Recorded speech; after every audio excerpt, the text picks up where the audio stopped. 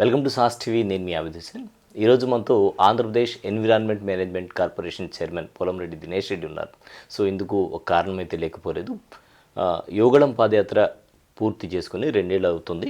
So దాని తర్వాత రాష్ట్రంలో తెలుగుదేశం పార్టీ అధికారంకి రావడం అందరికీ తెలిసిందే. అయితే యోగళం పాదయాత్ర నెల్లూరులో సాగినటువంటి తీరు ఏ విధంగా ఉంది ఒకసారి మనం గుర్తు చేసుకుందాం. సో మనతో పాటు దినేష్ రెడ్డి ఉన్నారు. ఎందుకంటే కోవూరులో జరిగినటువంటి పాదయాత్ర సందర్భంగా ఆయన లోకేష్తోనే ఉన్నారు, లోకేష్తో కొనసాగారనమాట. సో ఆ టైంలో ఎలాంటి హామీలు ఇవ్వడం జరిగింది లోకేష్, అలాగే ఆ టైంలో ప్రజలు ఎలాంటి కన్నీటి గాథలు లోకేష్ దృష్టికి తీసుకొచ్చారు, ప్రస్తుతం వాటి పరిస్థితి, ఈ వివరాలు ఈరోజు తెలుసుకుందాం. నమస్తే దినేష్ రెడ్డి గారు. నమస్తే అండి మీకు, అలానే సాస్ టీవీ ప్రేక్షకులు అందరూ కూడా నమస్కారం.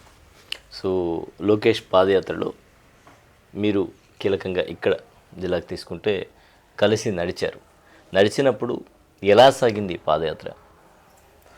నెల్లూరు జిల్లాలోకి ఎంటర్ అయినప్పటి నుంచి కూడా నేను నారా లోకేష్ అన్నతో పాటు నడవడం జరిగింది. జిల్లా మొత్తం కూడా ఆయనతో పాటు అడుగు వేస్తూ నడిచాము.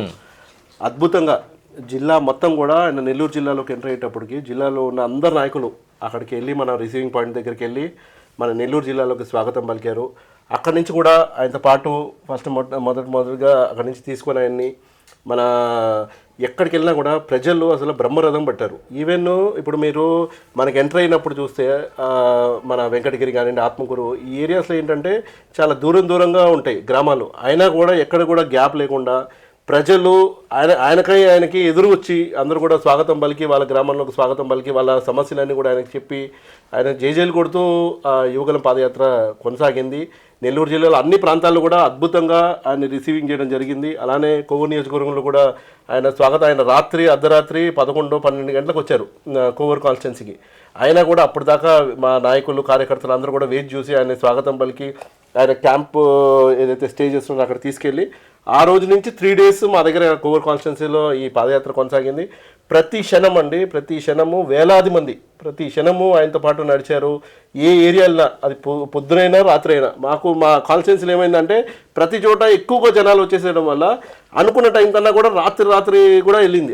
1 గంటకి 2 గంటలకు కూడా మేము కొన్నిసార్లు క్యాంపు ఆయన అంటే చేస్తూ వచ్చాము. అప్పుడు కూడా జనాలు ఉన్నారు. ఎక్కడ కూడా అసలు అది రాత్రి ఇప్పుడు జనాలు ఉండరు అనే టైం, అందరూ పడుకుంటారేమో అని చెప్పి అందరూ అనుకుంటారు. కానీ ఆ టైంలో కూడా ఆయన కోసం వెయిట్ చూసి అందరూ ఆయనని స్వాగతం పలుకుతూ అందరూ చాలా అద్భుతంగా జరిగింది ఈ యువగలం పాదయాత్ర మా కాన్స్టిట్యున్సీ నుంచి. ఈవెన్ బయటకు వెళ్ళిపోయేటప్పటికి లోకేష్ అన్న ఒక మంచి హ్యాపీనెస్తో నన్ను కానీ మా నాన్నగారిని కౌగిలించుకొని ఆయన చాలా మంచి ఇన్పుట్స్ తీసుకున్నారు నా దగ్గర నుంచి. ఎలా చేశారు, ఎట్లా ఇంత అద్భుతంగా జరిగింది, వేరే వాటికి అన్నింటి కూడా డిఫరెంట్గా జరిగింది. కోవూరు కాన్స్టిట్యున్సీలో ఎక్కడ కూడా జనాల్లో లేరు అనేది లేదు. ఎక్కడ చూసినా కూడా ఒక పాయింట్ ఆఫ్ టైంలో 2000 నుంచి 3000 మంది జనాలు ప్రతి పాయింట్లో ఉన్నారు. సో ఎలా చేశారు, ఇలా బాగా అద్భుతంగా ఉన్నాయి. రెండోది, అప్పుడు కొత్త యూనిక్ కాన్సెప్ట్స్ తీసుకొచ్చాము మేము. అలానే wall posters, digital wall posters అని ఇలా డిఫరెంట్ తీసుకొస్తే వాటి గురించి నాకు లోకేష్ అన్న ఇక్కడి నుంచి వెళ్ళిపోయిన తర్వాత కూడా వాళ్ళ టీం నాతో కోఆర్డినేట్ చేసుకొని చాలా బాగా చేశారు, ఇవన్నీ ఎట్లా చేశారు ఏంటి, ఇవన్నీ మీ ఇన్పుట్స్ ఇవ్వండి, వేరే దగ్గర కూడా ఉపయోగపడతాయని చెప్పి చాలామంది నన్ను అడగడం కూడా జరిగింది. చాలా ఇంప్రెస్ అయ్యారు లోకేష్ అన్న పాదయాత్రలు. అంటే జిల్లా మొత్తం పర్యటనలో ఎవరి కన్నీటి కాదు బాగా కదిలించింది, ఇది మెమొరబుల్ ఇన్సిడెంట్ లోకేష్తో మాకు అనేటువంటి ఇన్సిడెంట్ ఏమైనా ఉందా మీకు? నేను అంటే వేరే దగ్గర చాలా 2-3 ఇన్స్టెన్సెస్ ఉన్నాయి. ఒకటి వచ్చి పేద బ్రాహ్మణులు ఎవరైతే ఉంటారో ఈ టెంపుల్స్లో కనీసము దేవుడికి నైవేద్యం పెట్టడానికి, దేవుడికి హారతీయడానికి కనీసం ఏమీ లేవు, మేము సొంత డబ్బుతో పెట్టుకుంటాం, మాకు కనీసం శాలరీస్ ఇవ్వట్లేదు అని చెప్పి ఒకటి ఈ పేద అర్చకులు ఎవరైతే ఉంటారో వాళ్ళు లోకేష్ అన్నతో షేర్ చేసుకునేది అదొకటి నాకు చాలా కదిలి వచ్చింది. ఆయన కూడా అందుకని మేము రేపు ప్రభుత్వంలో రాగానే వాళ్ళందరూ కూడా అర్చకులకి ఒక మినిమం వేతనం అనేది ఇస్తాము, ఇవన్నీ దీపధూప నైవేద్యం పెట్టడానికి అని చెప్పి చెప్పడం. రెండోది వచ్చి ఫిషరీస్ ఏదైతే మా కాన్స్టిట్యున్సీలోకి వచ్చినప్పుడు ఈ డ్రై ఫిష్ అవి మన దగ్గర ఎక్కువగా చేస్తుంటారు. అయితే వాళ్ళకి ప్రాపర్గా మార్కెట్ లేదు. ఈ మార్కెట్ ఉంటే వాళ్ళు ఏదైనా సేల్ చేసుకోవడానికి ఒక పాయింట్ ఆఫ్ కాంటాక్ట్ లాగా ఉంటుంది. మా జీవనాధారం లేదు సరిగ్గా అని చెప్పి వాళ్ళు ఆయనతో లొకేషన్తో షేర్ చేసుకున్నారు. స్ట్రాబెరీ కాలనీ దగ్గర వాళ్ళతో ఇంటరాక్ట్ అయ్యారు, లొకేషన్ ఇంటరాక్ట్ అవుతూ మాకు మా జీవన ప్రమాణాలు పెరగట్లేదు, మాకు ఏ సపోర్ట్ లేదు గవర్నమెంట్ నుంచి అని చెప్పి ఆ రోజున లొకేషన్కి వాళ్ళు వివరించడం జరిగింది. అలానే ఎక్కువగా రైతు ప్రాంతం, మాది కోవూరు కాన్స్టిట్యున్సీ రైతు ప్రాంతము. రైతులు ఏంటంటే మేము పండించిన ధాన్యము దాచుకోవడానికి ఒక గోడౌన్ లేదు, తడిచిపోయే ధాన్యం మేము పండిస్తున్నాము, అది తడిస్తే ఆ ధాన్యము అంటే యూజ్ఫుల్ ఉండదు, అదంతా పాడైపోతుంది. సో మాకు ఒక స్టోరేజ్ యూనిట్ కావాలని చెప్పి చాలామంది రైతులు లొకేషన్ అడగడం జరిగింది. ఆయన లొకేషన్ మన కోవూరు కాన్స్టిట్యున్సీ కోసం అది ప్రామిస్ కూడా చేశారు. ఏదైతే ఈ రైతులు దాచుకోవడానికి స్టోరేజ్ యూనిట్ని నేను ఏర్పాటు చేస్తాను అని చెప్పి యువగలంలో 1900 కిలోమీటరు కోవూరు కాన్స్టిట్యున్సీలో ఆయన క్రాస్ అయినప్పుడు ఆయన ఆ స్టోర్ మీద ద ప్రామిస్ కూడా ఉంది, ఒక స్టోరేజ్ యూనిట్, ఈ ధాన్యం దాచుకోవడానికి స్టోరేజ్ దగ్గర వేసారు. అవును అవును, అక్కడ వేసారు 1900 కిలోమీటర్ స్టోన్, మైల్ స్టోన్. ఆ స్టోన్ దగ్గర ఆ ప్రామిస్ కూడా చేశారు, ఈ కోవూరు కాన్స్టిట్యున్సీకి మేము స్టోరేజ్ యూనిట్ ఏర్పాటు చేస్తాం ఈ ధాన్యాన్ని దాచుకోవడానికి. ఎందుకంటే ప్రధానంగా మంది డెల్టా ప్రాంతం కాబట్టి కోవూరు కాన్స్టిట్యున్సీ, దానికోసం అని చెప్పి రైతులు వాళ్ళు అడిగిన దాని మీద ఆయన ప్రామిస్ చేశారు. మరి నారా లోకేష్తో మీరు నడిచేటప్పుడు ఆ టైంలో మీతో లోకేష్ చెప్పినటువంటి మాటలు ఏమన్నా మెమరబుల్ ఏమైనా ఉన్నాయా? ఖచ్చితంగా అండి. అంటే నేను కూడా అప్పుడే, అంటే ఫస్ట్గా నేను కూడా రాజకీయాలు కొత్తగా వచ్చాను, నాకు లోకేష్ అన్నతో ఉంది. మేము ఫస్ట్ నుంచి కూడా అంటే మన కాన్స్టిట్యున్సీ మన జిల్లాలోకే కాదు, ముందు కూడా నేను వెళ్ళి లోకేష్ అన్నతో పాటు కొన్ని పాదయాత్రలు అవన్నీ కూడా చేస్తున్నాము. కొద్దిగా అక్కడక్కడ వెళ్ళి అప్పుడప్పుడు జాయిన్ అవుతూ వచ్చేవాళ్ళము.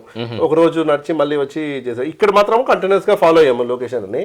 చాలా మంచి మంచి ఇన్సిడెంట్స్ ఉన్నాయండి. ఆయన నన్ను అంటే నేను పాలిటిక్స్లో కొత్తగా వచ్చాను, నన్ను గైడ్ చేయడానికి నువ్వు ప్రజల్లోకి ఇట్లా కనెక్ట్ అవ్వు, ఇట్లా చెయ్యి, ఇట్లా ప్రజలతో ఉండు, ఒక అంటే ఇది ఒక సర్వీస్ లాగా తీసుకో, మేము చాలా మంచి మంచి కార్యక్రమాలు చేస్తున్నామని చెప్పి ఆయన మంగళగిరిలో చేపడుతున్న కొన్ని కార్యక్రమాలు నాకు వివరించడం జరిగింది. ఇట్లా మీరు ప్రజలతో కనెక్ట్ ఏర్పాటు చేసుకోండి, ఒక ప్రజలతో కనెక్ట్ ఉంటే ఎప్పుడైనా ఒక లీడర్గా ఎస్టాబ్లిష్ అవుతావు అని చెప్పి ఆయన నన్ను ఇట్లా గైడ్ చేయడము, చాలా మంచి మంచి విషయాలు, చాలా జోవియల్ విషయాలు కూడా మాట్లాడుకుంటూ పాదయాత్ర కొంచెం ఒక పక్కన రాజకీయంగా గైడ్ చేశారు, పర్సనల్గా గైడ్ చేశారు. గైడ్ చేస్తూ ఆయన అనుభవాలు మాకు వివరిస్తూ చాలా బాగా ఆ ఇన్సిడెంట్స్ అన్ని కూడా ఇప్పుడు కూడా నాకు గుర్తున్నాయి. ఆయనతో గడిచిన కాలము, ఆ పాదయాత్ర గడిచిన టీడీపీ అధికారంలోకి రావడానికి కీలకమైనటువంటి వాటిలో ఇది యువగలం పాదయాత్ర అనేది తెలుగుదేశం పార్టీ అధికారంలో రావడానికి ఒక మైల్ రాయి అనే చెప్పాలి. ఖచ్చితంగా ఒక ఫస్ట్ స్టెప్ అంటారు కదా. ఆయన లోకేష్ అన్న పాదయాత్ర చేపట్టే టైంకి మనం చూస్తున్నాము రాజకీయ పరిస్థితులు ఎలా ఉన్నాయో.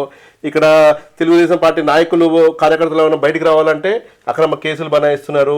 అలానే ఫాల్స్ కేసులతో పాటు స్టేషన్కి తీసుకెళ్లి ముందస్తు అరెస్టులు చేస్తున్నారు, అలానే ఫాల్స్ కేసెస్ పెడుతున్నారు, అలానే దాడులు చేస్తున్నారు, కుర్చీలు పెట్టుకుని నిలబడి ఇచ్చినటువంటి సందర్భం. సో ఇలాంటి పరిస్థితుల్లో ఆయన బయటికి వస్తే ఒక తెలుగుదేశం పార్టీ నాయకులకి, కార్యకర్తలకి, అలానే ప్రజలకి ఒక భరోసా ఉంటుంది. ఇట్లా ఒకరు ప్రశ్నించడానికి వచ్చారు, మాకు అండగా మా సమస్యలు తెలుసుకోవడానికి ఒకరు వచ్చారు.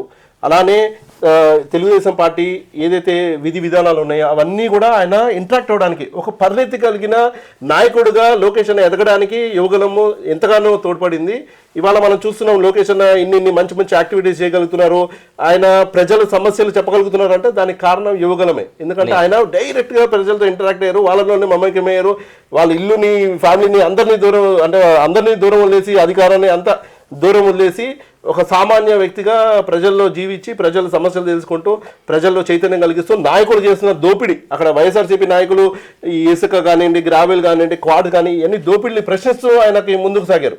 మీరు చూసాము అప్పుడు కూడా లోకేష్ అన్న కూడా తప్పలేదు, ఆయన మీద రాళ్ళ దాడి జరిగింది, అక్కడక్కడ ఆయన అక్రమ అరెస్టులు చేయడానికి ట్రై చేశారు, పోలీసులు సహకరించలేదు, అయినా కూడా ఎక్కడక్కడ ఆయన ఆగకుండా ఈ పాదయాత్రను కొనసాగించారు.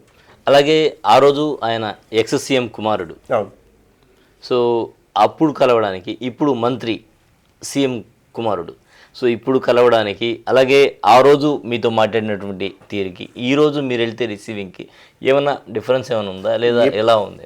అసలు ఎటువంటి చేంజ్ లేదండి. గతంలో ఆయన ఎక్స్ సీఎం వాళ్ళ కొడుకు, అలానే మళ్ళీ ఆ ముందు ఎక్స్ సీఎం మన పెద్ద ఎన్టీఆర్ గారి మనవడు, అలానే ఎమ్మెల్సీగా ఉన్నారు. ఆయన పాదయాత్ర చేసేటప్పుడు ఎమ్మెల్సీగా ఉన్నారు.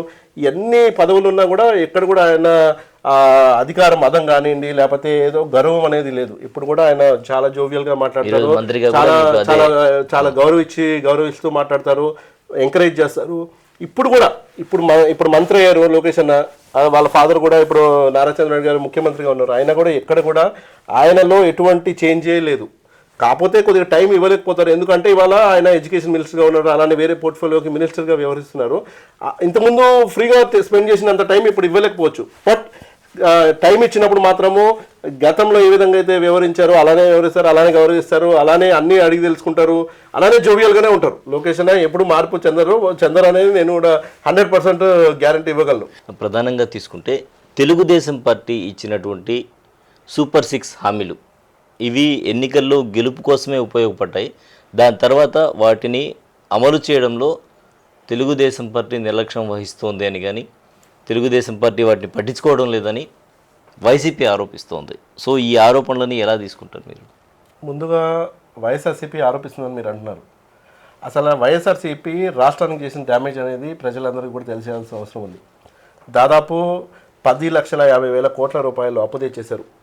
ఎస్సీలకు రావాల్సిన ఫండ్ కానివ్వండి, ఎస్టీలకు రావాల్సిన ఫండ్ కానివ్వండి, బీసీలకు రావాల్సిన ఫండ్ని వాళ్ళకి రానికుండా ఆ ఫండ్ని కూడా డైవర్ట్ చేసి జనరల్ ఫండ్లో కలిపేసి అందరికీ ఏదైతే వాళ్ళు అప్పుడు నవరత్నాలు అని చెప్పి పథకాలు పెట్టారో ఆ పథకాల్లో కలిపేసి రాష్ట్రాన్ని వాళ్ళ తీవ్రమైన సంక్షోభంలోకి నెట్టేశారు. ఎక్కడ కూడా ఈ అప్పుకి ప్రతి నెల వడ్డీ కట్టాలంటే 6,000, 7,000, 8,000 కోట్ల రూపాయలు రాష్ట్ర ప్రభుత్వము జనరేట్ చేయాల్సిన అవసరం ఉంది. అయితే మీరేమో వాళ్ళు గత ప్రభుత్వం ఏం చేశారు, అసలు ఎక్కడ డెవలప్మెంట్ యాక్టివిటీ చెప్పట్లేదు. రాజధానిని వదిలేశారు, మొత్తాన్ని వదిలేశారు, పోలవరాన్ని వదిలేశారు. ఎక్కడ అసలు గ్రామాల్లో రోడ్డును కూడా ఒక్క రోడ్డుని కూడా 1 కిలోమీటర్ రోడ్డు వేసిన పాపాన్ని కూడా పోలేదు. అలాంటి పరిస్థితుల్లో ఉన్న ఆంధ్ర రాష్ట్రాన్ని నారా చంద్రబాబు నాయుడు గారు ముఖ్యమంత్రి అయిన తర్వాత ఆయన రాజధాని పనులు శరవేగంగా మొదలుపెట్టారు. పోలవరానికి ఫండ్ తీసుకొచ్చి పోలవరం పనులు కొనసాగుతున్నాయి. ఇవాళ మనం చూస్తున్నాం, సంక్రాంతి వస్తుందని చెప్పి ప్రతి గ్రామాల్లోకి రోడ్లు వేయమని చెప్పి ప్రతి ఒక్క ఎమ్మెల్యేకి ఫండ్స్ ఇవ్వడం జరిగింది.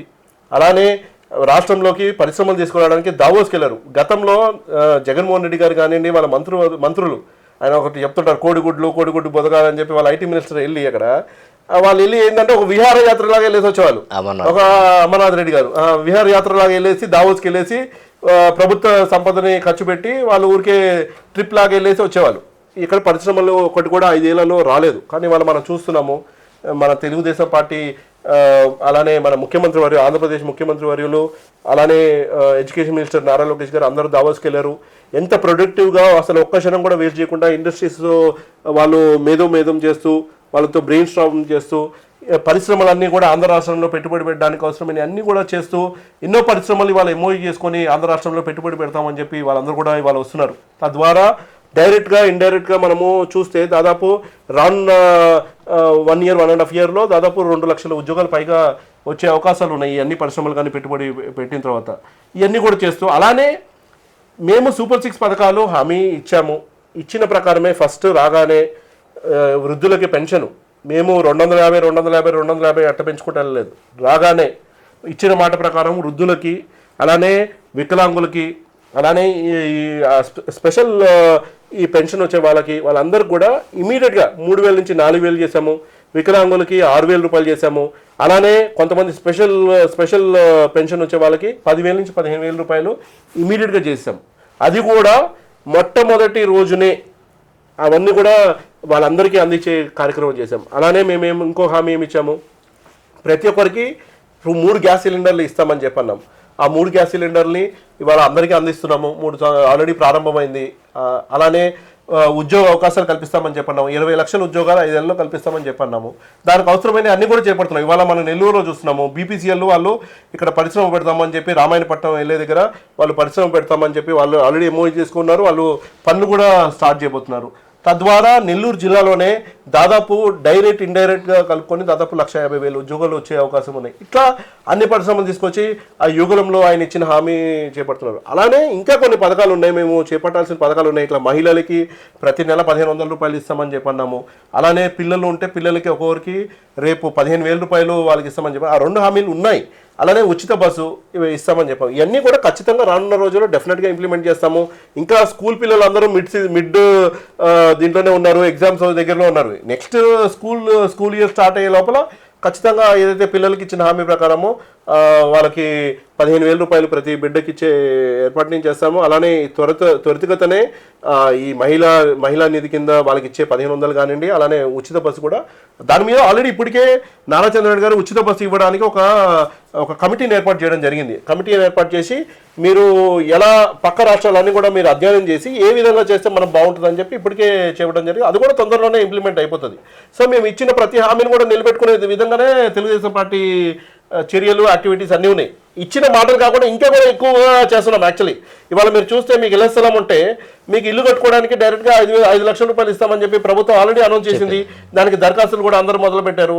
ఇలాంటి చాలా ప్రక్రియలు ఇప్పటికే మొదలైనవి. చెప్పని మాటలు ఎన్నో ఉన్నాయి. అలాంటివి అన్నీ కూడా మేము ఇవాళ చేపడతాం. అలానే గతంలో రైతులకు ఇవ్వాల్సిన బకాయిలు కూడా అన్నీ ఇవాళ తెలుగుదేశం పార్టీ చెల్లించింది. ఇవన్నీ కూడా మేము చెప్పిన మాటలు అన్ని కూడా ఖచ్చితంగా ఇంప్లిమెంట్ చేస్తాము.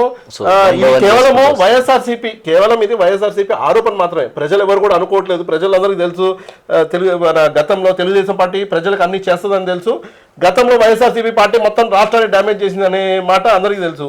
సో అందరూ కూడా పేషెంట్గా వెయిట్ చేస్తున్నారు. ఖచ్చితంగా ఇచ్చిన మాట నిలబెట్టుకుంటారు అనే మాట అయితే అదైతే ప్రజల్లో అది ఉంది, ఆ నమ్మకం ఉంది. రైట్.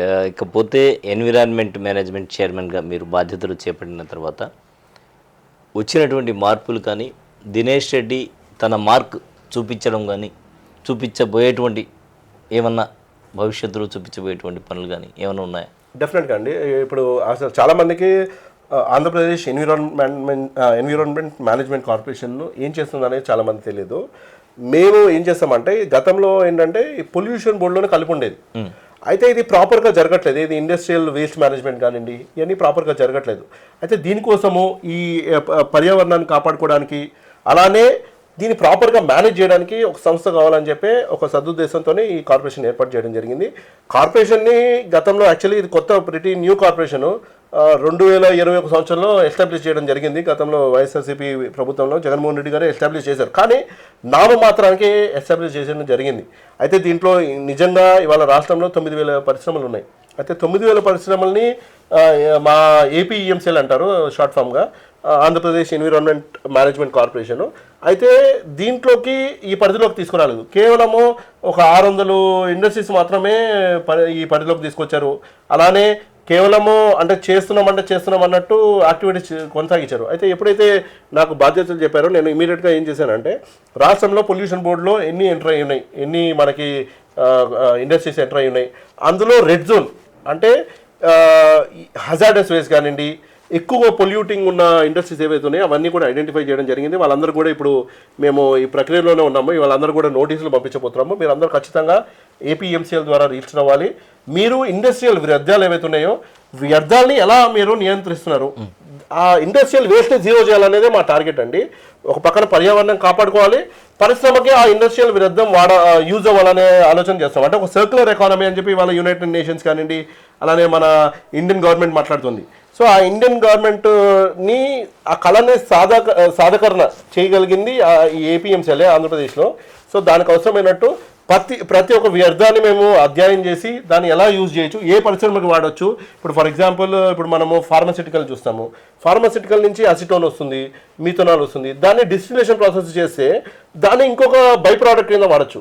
అలానే ఇవాళ మేము కొత్తగా ఇప్పుడు ఏం చేయబోతున్నాం అంటే బ్యాటరీ వేస్ట్ కూడా మాడ్యూల్ తీసుకోబోతున్నాము. నేను ఇప్పటికే ఆల్రెడీ దాని మీద రేపు 5వ తేదీ జరగబోయే బోర్డు మీటింగ్లో దాన్ని ప్రతిపాదించబోతున్నాం. అలానే ప్లాస్టిక్ వేస్ట్ కూడా ప్రతిపాదించి మొత్తము అంటే అది మామూలు బ్యాటరీ AA, AAA బ్యాటరీ కానివ్వండి, ఫోన్ బ్యాటరీ కానివ్వండి, అంటే లిథియం అయాన్ బ్యాటరీస్ కానివ్వండి, లెడ్ యాసిడ్ బ్యాటరీస్ కానీ మొత్తం కూడా ప్రక్రియ తీసుకొని ఇవన్నీ కూడా మా ఏపీఎంసీఎల్ పరిధిలో జరిగేటట్టు చూడబోతున్నాం. అలానే ప్లాస్టిక్ ఫస్ట్ ఇండస్ట్రియల్ ప్లాస్టిక్ మీద టార్గెట్ చేద్దాం అనుకుంటున్నాము. ఇండస్ట్రియల్ ప్లాస్టిక్ని ఎలా యూజ్ చేస్తున్నారు, రీయూజ్ చేసే క్యాపబిలిటీస్ ఎలా, దీని ద్వారా రీసైకిల్ ప్లాస్టిక్ ఎలా జనరేట్ చేయొచ్చు, ఇదంతా కూడా అధ్యయనం చేసి ఇవన్నీ కూడా ఇండస్ట్రియల్కి పాలసీగా పెట్టాలనే ఆలోచనలో మేము ముందుకు వెళ్ళబోతున్నాము. అలానే దాంతోపాటు హజార్డస్ వేస్ట్ జనరేట్ చేసేవి కానివ్వండి, అలానే మన పర్యావరణానికి కాపాడుకోవడానికి ఈ వేస్ట్ని అక్కడ డిస్పోజ్ చేయకుండా వాళ్ళు STP plants, CTP plants, AETP plants కానీ ఇవన్నీ పెట్టేదానికి అవసరమైన ప్రక్రియ అవన్నీ కూడా రేపు రానున్న రోజుల్లో ఖచ్చితంగా చెబుతున్నాం. ఇప్పటికే మా ఏపీఎంసీఎల్కి భారతదేశంలోనే ఎన్వైరన్మెంట్ డిపార్ట్మెంట్లో బెస్ట్ ప్రాక్టీసెస్ ఏపీఎంసీఎల్కి అవార్డు కూడా రావడం జరిగింది. స్కాచ్ అనే ఒక సంస్థ ఇప్పటికే అవార్డు ఇటీవలే మాకు మా సంస్థకి ఇచ్చారు, డిసెంబర్ మాసంలోనే ఇచ్చారు. అంటే దేశంలోనే ఇలాంటి సంస్థ లేదు, ఇంత మంచి బెస్ట్ ప్రాక్టీసెస్ అని చెప్పి ఇవాళ ఇవ్వడం జరిగింది.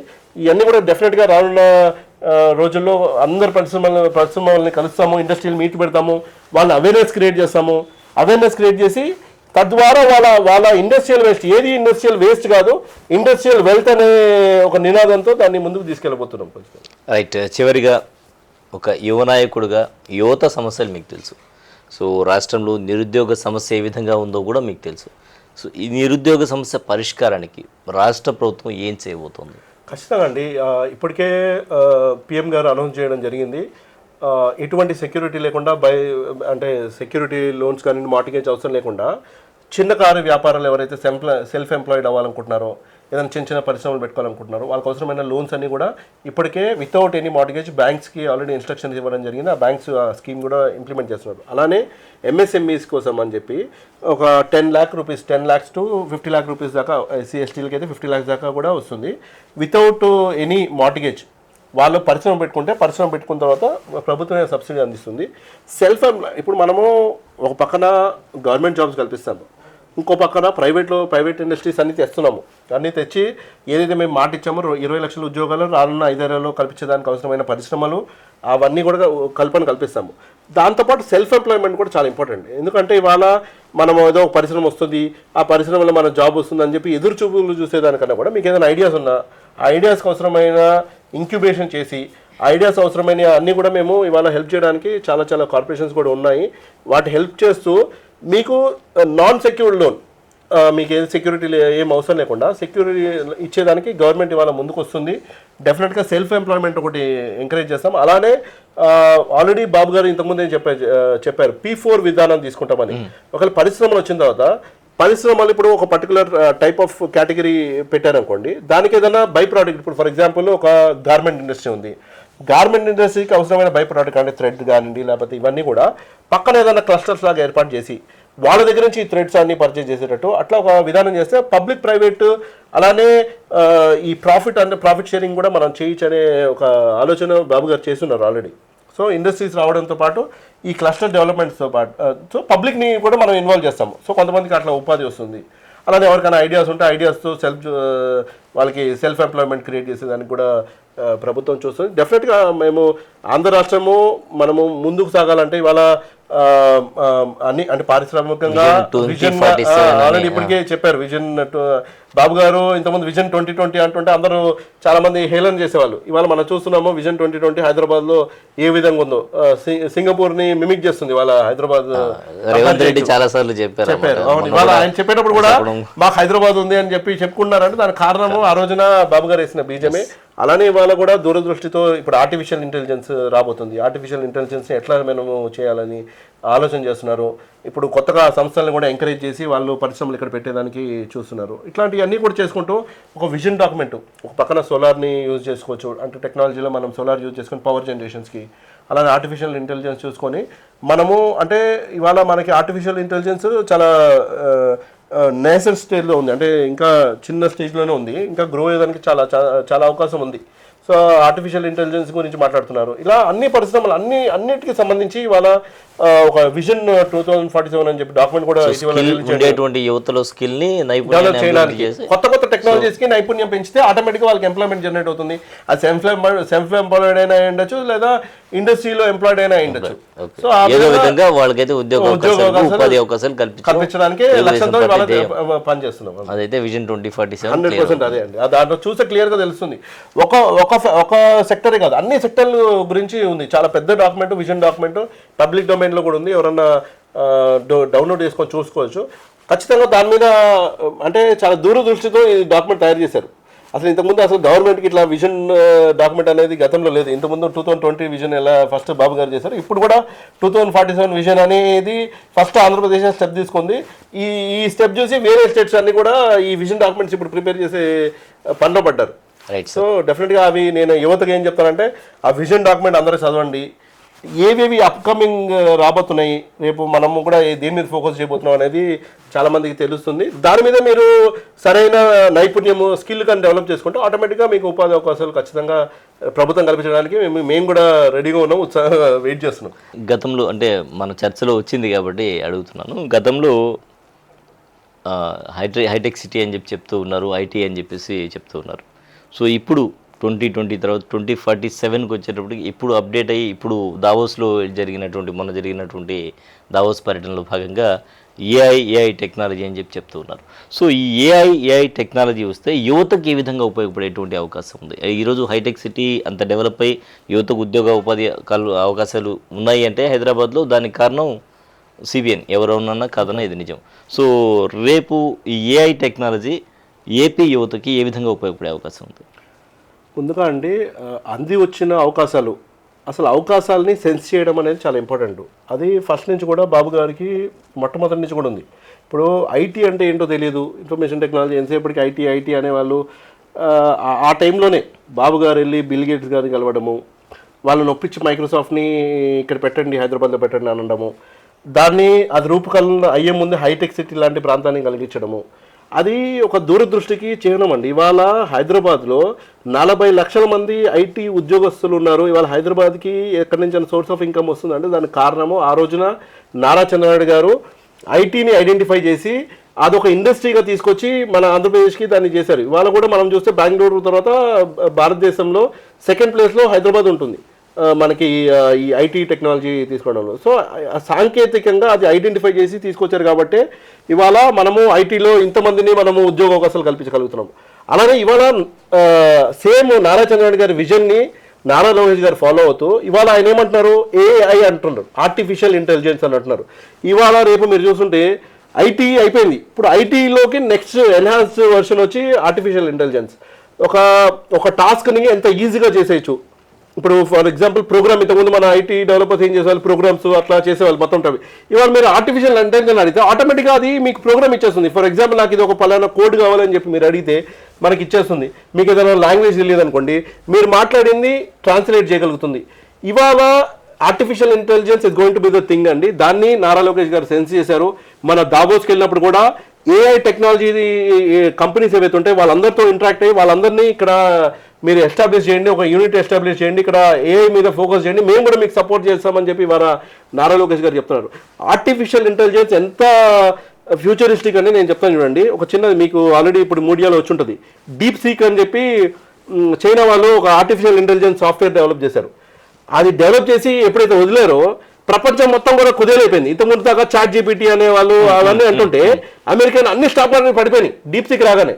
సో అంత విప్లవం వచ్చేసింది మార్కెట్లో. ఒక చిన్న ఏఐ అప్డేట్ చైనా తీసుకొస్తే అంత షేక్ చేసేసింది మొత్తం వరల్డ్ అంతా అన్ని స్టాక్ మార్కెట్స్ పడిపోయినాయి దెబ్బకి.